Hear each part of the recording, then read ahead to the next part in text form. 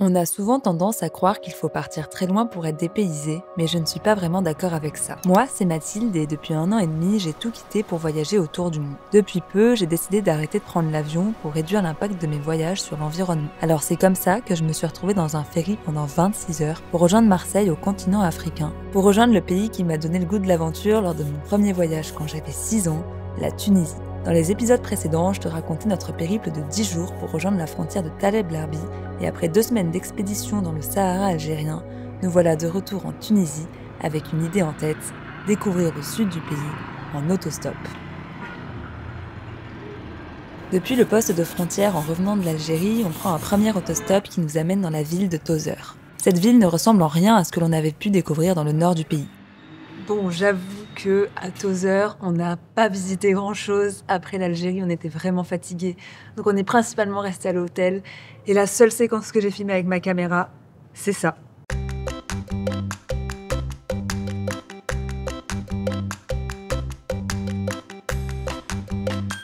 Ouais, me frappez pas, mais vous savez à quel point c'est important pour moi de me faire ma petite nourriture en voyage. Et c'était trop cool parce qu'on est dans un hôtel trop bien avec une petite cuisine, une grande cuisine, un petit espace pour travailler. Ça, là, c'est le coin où je passe toutes mes journées. Voilà, donc on s'est ressourcé 3-4 jours et là, on va repartir à l'aventure. Et pour le coup, c'est de l'aventure parce qu'on sait pas du tout où on va.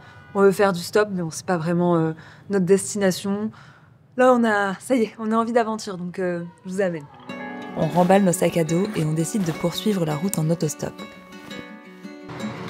On n'a pas de destination précise et la seule chose que j'ai en tête, c'est découvrir cet immense lac salé qui s'étend dans la région de Tozeur. Merci. C'est bon? C'est bon. Ouais. Après 15 minutes d'attente, un homme s'arrête et par chance, il se rend à Kébili, une ville située tout juste de l'autre côté du lac. Et pour s'y rendre, il traverse la P16, une route longue de 200 km dont une partie passe en plein milieu de la lagune. Regardez, c'est le lac, je suis trop contente. Le Chott El Djerid s'étend sur 5000 km², ce qui en fait le plus grand lac salé du Sahara. C'est une importante zone d'extraction de sel car environ 100 tonnes sont récupérées chaque année, destinées principalement à l'exportation. La majorité du temps, ce lac est complètement sec. Mais en hiver, il peut se remplir partiellement d'eau suite à des fortes pluies. C'est assez fou de pouvoir marcher comme ça sur le sel.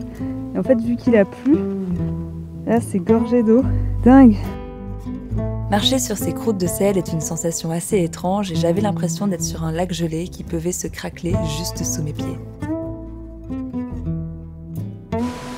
À peine plus loin, notre chauffeur nous arrête sur cet immense bâtiment très intrigant depuis lequel s'échappe une épaisse fumée. Il nous explique que 100 mètres sous terre se trouve une source d'eau chaude dont la température avoisine les 95 degrés. L'eau ici, elle est remontée des tuyaux pour qu'elle s'écoule là. Je pense que c'est pour la rafraîchir. Et après, du coup, elle va irriguer un peu partout les bassins juste à côté. Juste en bas, on trouve des bassins remplis d'eau dont la température est comprise entre 40 et 50 degrés, dans laquelle la population locale vient se baigner. L'eau est ensuite acheminée dans les plantations par des constructions de type Maya. Premier stop, c'était trop bien, ça s'est trop bien passé. Il était trop gentil, il nous a arrêté voir plein de trucs qu'on n'aurait jamais vus s'il n'était pas là. Et là, on va poursuivre notre route jusqu'à 12. Souvent surnommée la porte du Sahara, 12 se situe à l'entrée du désert. Elle attire habituellement de nombreux touristes, mais en ce mois de février, nous sommes seuls. Loin de l'agitation, on prend le temps d'arpenter cette grande place où s'entremêlent souvenirs, poteries, tapis et artisanat local. Un terrain de jeu coloré parfait pour moi qui aime tout photographier. Mais ce que j'ai surtout apprécié ici, c'est cet immense arbre situé en plein centre, autour duquel s'anime une multitude de petits cafés, où on ne se retient pas de boire un bon thé à la menthe. Derrière cette grande place, la ville poursuit son quotidien. Les marchés tournent au ralenti, les ruelles sont calmes, l'hiver enveloppe le tout d'une atmosphère paisible et on prend un immense plaisir à s'imprégner de cette ambiance apaisante et colorée. Elle est trop belle, la moto, vraiment. Elle est vraiment trop belle. Si tu veux mettre tes sacs à dos derrière, t'as les tendeurs, c'est vraiment trop bien. Viens, on prend ça et on va faire tout le pays avec. Allez, bon. À quelques mètres du centre-ville, on trouve une immense palmeraie dans laquelle les dattes sont cultivées. Et je t'avoue qu'avant de venir ici, on n'avait aucune idée de comment ce fruit poussait. On prend le temps de discuter avec cet agriculteur qui était heureux de nous apprendre la culture du pays.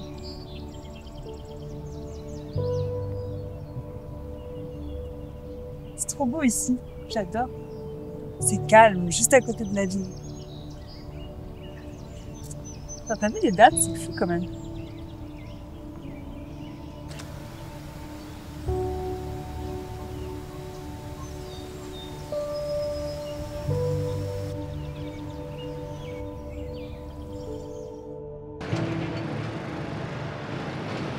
Nouvelle journée, on va essayer de nouveau de faire du stop. C'est fou parce qu'on n'avait jamais trop fait de stop avant et là on a trop nos petites habitudes, donc on va essayer de rejoindre la route principale. Ah ouais, voilà, bien. Notre objectif du jour est de se rapprocher du village de Matmata, situé à 100 km de 12. Bon, il y a une première voiture qui nous a pris, c'est un prof de français trop sympa, il nous a déposé là au bord de la route. Sauf que ça fait 20 minutes on attend, personne s'arrête. En fait, tous les gens ont l'air d'aller juste à côté parce qu'à chaque fois ils nous font un signe comme ça en mode on va pas plus loin. Donc voilà, on attend tranquillement. Je crois que s'il y a bien une chose que va m'apprendre l'autostop, c'est la patience. Très peu de voitures passent et quand il y en a, aucune ne s'arrête. Mais c'est finalement au bout d'une heure que 2 hommes nous récupèrent et nous déposent 87 km plus loin sur le village de Tamsret, où on décide de passer la nuit. En arrivant, on se rend compte que ce village berbère semble peu habité. On croise peu d'humains et encore moins des commerces pour manger, alors qu'on n'a rien avalé de la journée. On regrette un peu d'avoir choisi de dormir là, mais ça, c'est parce qu'on ne savait pas encore que c'est ici que l'on vivrait la plus belle expérience de notre voyage.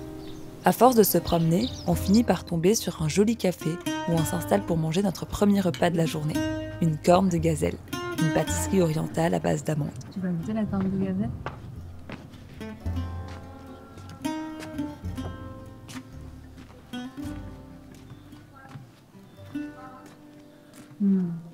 Trop bon. Vraiment.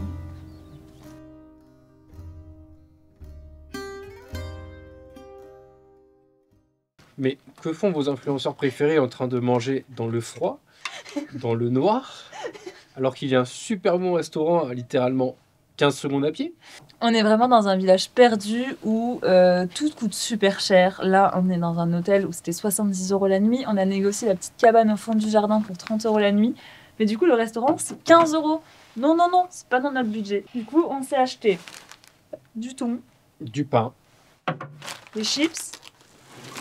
Et pour le dessert, on a des petits sablés. On se refuse refuse rien. C'est pas un couteau qu'il fallait, c'est une scie. Merci à la personne qui a fait le pain, vraiment. Mais... je veux pas être méchant.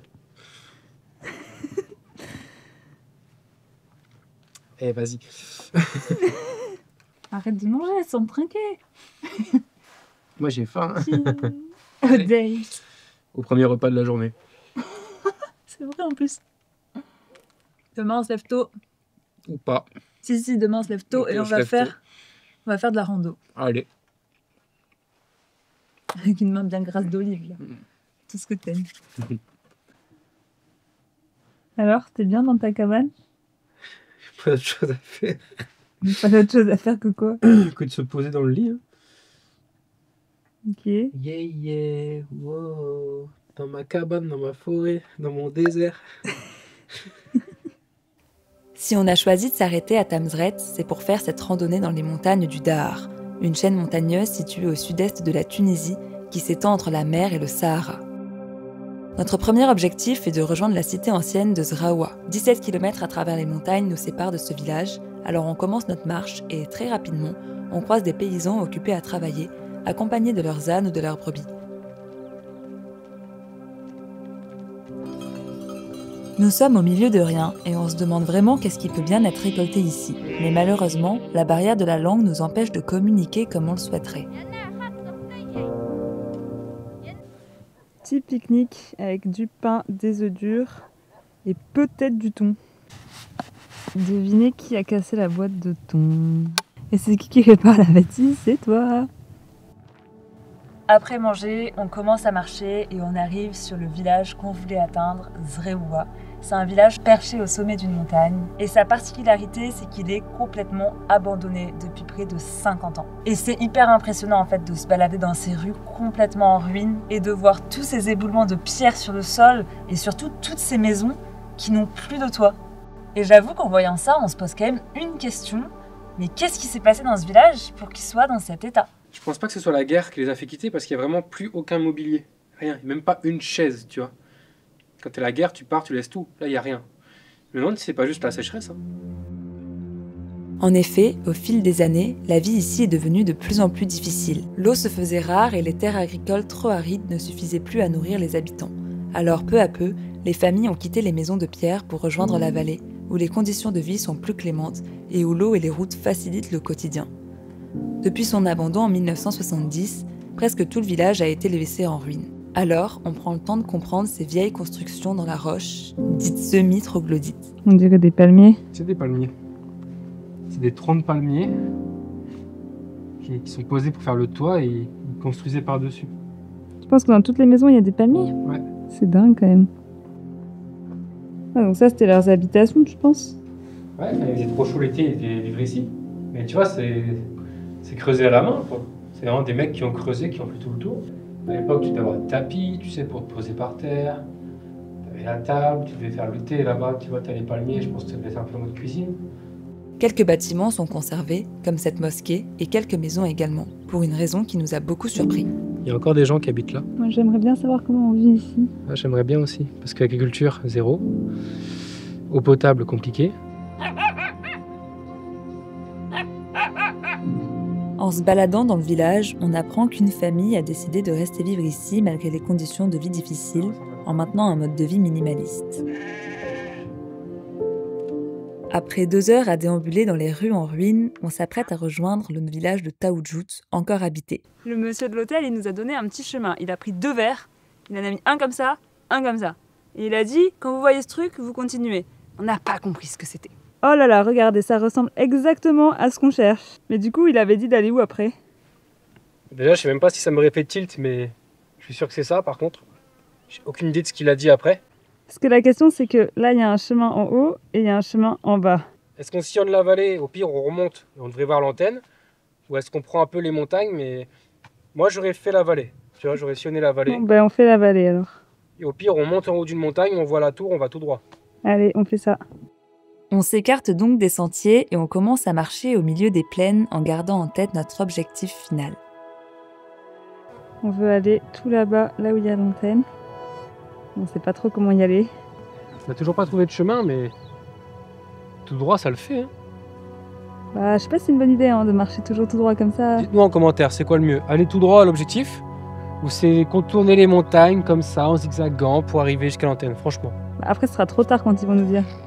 Oui, mais on Non, verra moi, je leurs pense avis. qu'il faut faire le... Toi, tu penses qu'il faut Ouais. zigzaguer les montagnes? Moi, je pense qu'il faut aller tout droit. Bah, Team Mathilde ou Team Arnaud. Ouais. On Dites-nous vous en attend. commentaire. Bon, évidemment, quand il s'agit de sens de l'orientation, je préfère toujours écouter Arnaud. Alors, on se met une fois de plus à marcher en dehors des sentiers, en frôlant des sols complètement arides, témoins de la sécheresse qui touche la région. C'est un ancien champ. Tu vois, la terre, elle a été remuée. Et ça fait des années qu'il n'a pas plu, quoi. Et tu comprends, en fait, la désertification. La chaleur, elle remonte de plus en plus. Ils sont obligés de migrer, les gens. Ils n'ont pas le choix. Il y a un homme qui travaille là-bas, on s'attendait pas du tout, on est au milieu de rien. On va aller lui demander notre chemin. Et tout droit. Ouais, je vois. C'est bon, je l'ai. On ne saura jamais si ce chemin était plus rapide que l'autre, mais en tout cas, après 2 heures de marche, on finit par apercevoir notre objectif. On a retrouvé l'antenne. C'est l'autre main qu'il faut que tu fasses. Ouais. Enfin, en fait, elle est pas si proche, t'as vu, genre, elle paraît encore si loin. Il y a tout le chemin. C'est vrai que elle est encore super Elle est loin. super loin. Tu penses qu'on continue tout droit? Bah, je pense qu'il n'y a pas de beurre, hein, donc oui. Non, mais là, on est sur un chemin, on va suivre le chemin. Ouais, j'ai trop cru qu'on y était arrivé, mais en fait, elle est encore hyper derrière les montagnes. Et là-bas, c'est Tamsret, là où on doit rentrer ce soir. Je sais pas si on voit à la caméra, mais pas du tout. Ouhou, j'ai trouvé. Alors, on est où? Ouais. Ça y est, après une longue marche, nous sommes enfin arrivés sur le village de Taoudjout, perché lui aussi sur une colline. Il est accessible par la route et compte encore environ 500 habitants. En se promenant dans les rues, on fait la rencontre de Mouna, une femme qui habite le village avec sa famille. Et je peux enfin lui poser une question que je me pose depuis le début de la journée. Comment vous faites du coup ici pour manger? On mange de la nature et tous nos légumes, etc. C'est de la montagne et aussi de l'eau, comme ça, tu vois. Ça, c'est de l'eau de la pluie. Voilà. Tout est nature. L'eau, tout ici. Voilà, tu vois. Donc vous dépendez complètement de la pluie pour boire. Oui, exactement. Dans les montagnes de Taoudjout, on récolte principalement des dattes et des olives. Alors Mouna et sa famille produisent de l'huile. Ça s'appelle olive Zarazi. Bon, ici, on fait l'huile. On met l'olive ici. Avec l'âne, vient le cheval. Il tourne cette grande pierre là, comme ça, pour écraser l'olive. Et après, elle devient ici beaucoup de pâte d'olive. On met la pâte dans. Ça s'appelle chouemi. Chouemi, on vient de chouemi. On met la pâte ici, après l'huile sur le temps. Et avec la force et la pompe, et comme ça, pour faire sortir l'huile ici. Voilà. En plus de produire de l'huile d'olive, Mouna et sa famille ont une chambre d'hôte dans laquelle ils accueillent les visiteurs. Alors si tu es de passage à Taoudjout, je te conseille vraiment d'aller dormir chez elle.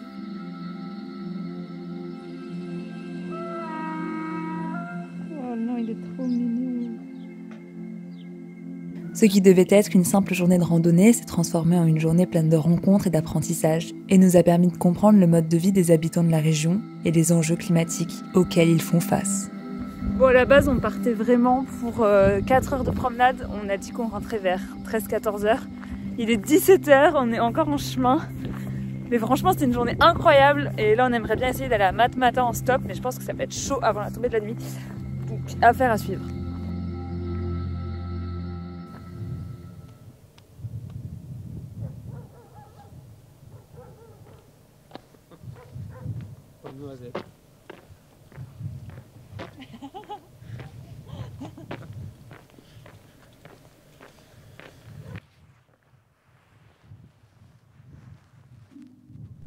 En rentrant au village de Tamsred, on décide finalement de rester une nuit de plus. Non pas parce qu'on n'a pas le temps d'aller ailleurs, mais simplement parce qu'on se sent bien ici. Ce village est tout petit et on commence déjà à connaître du monde. Alors on prend les mêmes habitudes que les villageois, c'est-à-dire observer le coucher de soleil en mangeant une corne de gazelle et du thé à la menthe dans le seul café au bord de la route.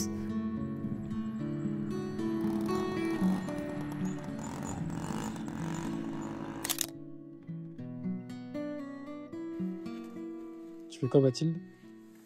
Je me fais un sandwich dans mon sac de couchage pour pas avoir froid. Eh, Décathlon, on voyait la sponsor. Le pire, c'est qu'on est dans un hôtel de luxe avec des hôtels, avec des chambres hyper chères, hyper belles et tout.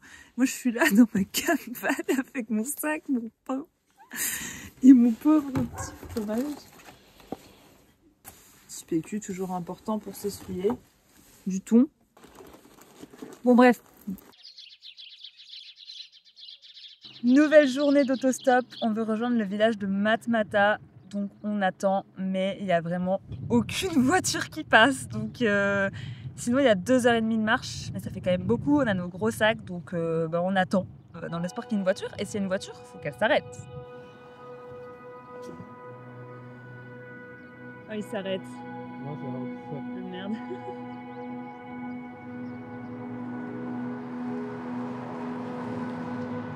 Il s'arrête, il s'arrête. Ce village est beaucoup plus vivant que Tamsred. Il compte quelques commerces, mais je t'avoue qu'on le trouve un peu moins charmant. Et si on est venu ici, c'est surtout pour les maisons troglodytes. Bonjour. Tu peux nous montrer ta chambre? Allez, c'est bien parce que c'est vous. Ok, j'arrive.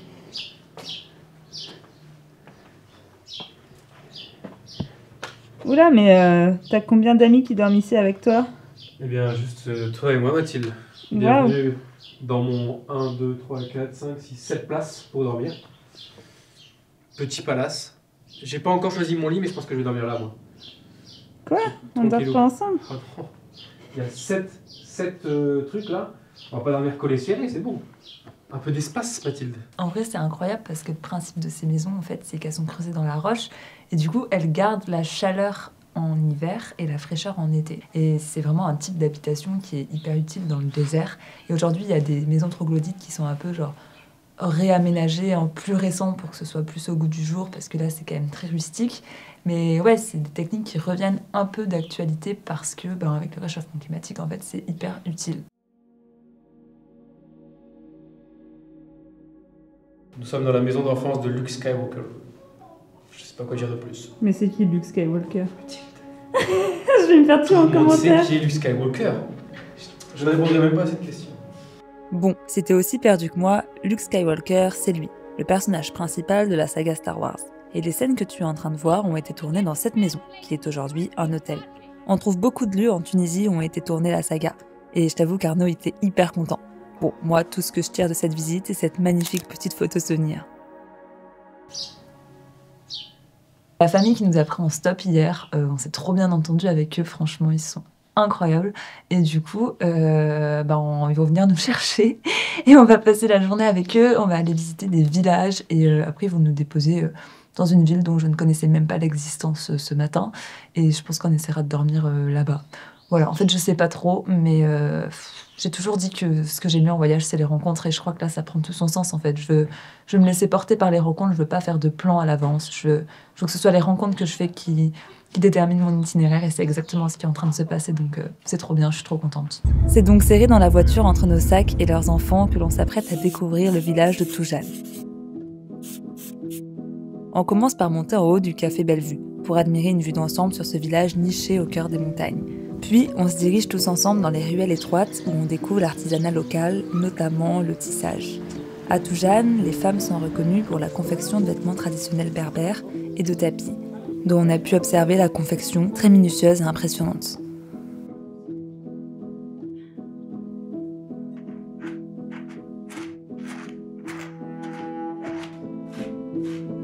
Ici, chaque tapis est tissé selon une méthode ancestrale, ce qui demande plusieurs mois, car en une journée, seuls 2 à 3 cm sont tissés.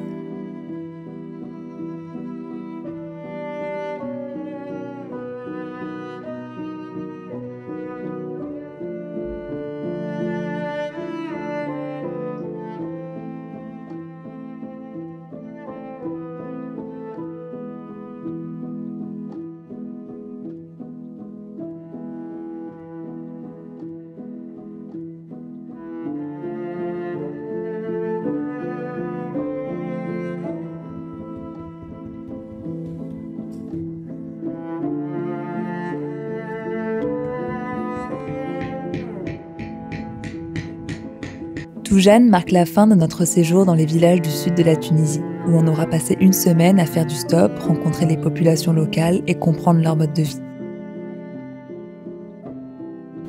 À présent, on monte dans ce bateau pour rejoindre l'île de Djerba où nous passerons une semaine avant de reprendre la route vers Tunis en s'arrêtant le long de la côte. Mais ça, ce sera pour le prochain épisode. Alors je t'invite à t'abonner à la chaîne si tu ne veux pas le rater, à aimer ou commenter cette vidéo si elle t'a plu, c'est très important pour soutenir mon travail. Et moi je te dis à la semaine prochaine. Allez, bisous.